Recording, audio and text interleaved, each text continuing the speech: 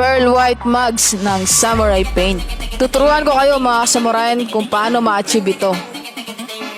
Ang una nating gagawin mga kasamurayan ay magliliha tayo gamit ang 400 grit at tubig. Bago gamitin ang mga 2K series, i-activate natin ito. Ang tamang pag-activate ay ang red nozzle ay dapat nasa flat surface at ituwid ang kamay bago i-push. Kapag nag-up and down ang red nozzle, tama ang iyong pag-activate. At bago i-shake, dapat nasa taas ang red nozzle at i-shake ng 2 minutes. At lalagyan natin ng paper masking tape ang butas ng mags. 2K04 Surfacer Gray para sa ating primer para mas kumapit ang pintura.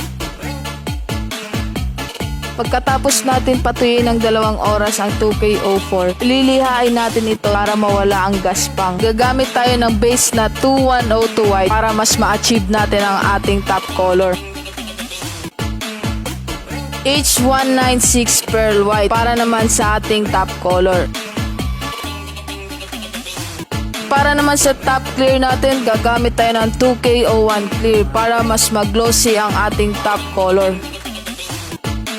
At ito na mga kasamurayan ang resulta ng ating pearl white mugs.